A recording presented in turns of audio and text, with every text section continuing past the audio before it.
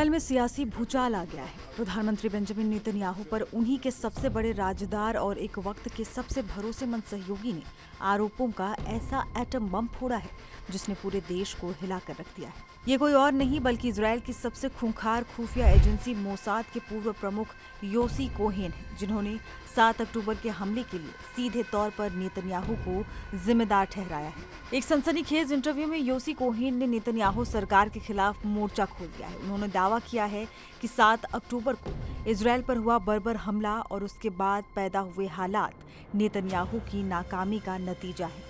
Cohen ने सरकार में फैले भ्रष्टाचार और गड़बड़ियों की तरफ इशारा करते हुए कहा कि सच बोलने की वजह से उन्हें कई मुश्किलों का सामना भी करना पड़ा है। कोहेन का कहना है कि उन्हें जिम्मेदारी लेकर चुनाव की तारीख तय करनी चाहिए थी। जिम्मेदारी संकट के बाद नहीं बल्कि कार्यकाल की शुरुआत में ही ली जाती है। कोहेन के खुलासे यही खत्म नहीं होते। उन्होंने एक ऐसी खुफिया योजना का भी पर्दाफाश किया जो शायद गाजा युद्ध का रुख पूरी तरह बदल सकती थी। कोहेन ने बताया कि उन्होंने नेतन्याहू को गाजा से 10 लाख फिलिस्तीनियों को अस्थायी तौर पर मिस्र के सिनाई प्रायद्वीप में शिफ्ट करने का प्रस्ताव दिया था। इस योजना को मंजूरी भी मिल गई थी, लेकिन जब कोहेन ने इस मिशन पर कतर और मिस्र से संपर्क साधा तो खुद प्रधानमंत्री कार्यालय और मोसाद ने सार्वजनिक रूप से इस योजना से पल्ला झाड़ दिया। कोहेन के मुताबिक अपनी ही सरकार के इस धोखे से वो हैरान रहे।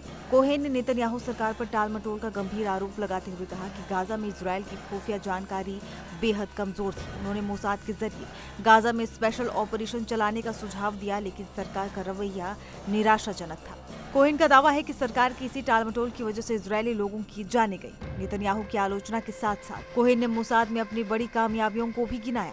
उन्होंने ईरान के परमाणु आर्काइव को हासिल करने को अपनी सबसे बड़ी सफलता बताया। साथ ही हिजबुल्लाह के खिलाफ इस्तेमाल हुए विस्फोट करने वाले बीपर्स की तकनीक का जनक भी खुद को ही बताया। कोहेन का आगे कहना है कि मैं इस अवधारणा का जनक हूँ। साल 2004 में मैंने तत्कालीन मोसाद प्रमुख को इस पर काम शुरू करने के लिए कह दिया था। अब योसी कोहेन के इन आरोपों ने इजरायल की राजनीति में एक नया तूफान खड़ा कर दिया है। एक तरफ युद्ध चल रहा है तो दूसरी तरफ देश के सबसे बड़े जासूस का प्रधानमंत्री पर सीधा हमला। सवाल ये कि क्या इन खुलासों का नेतन्याहू की कुर्सी पर कोई असर पड़ेगा और क्या इजरायल में एक बड़े राजनीतिक बदलाव का ये संकेत है।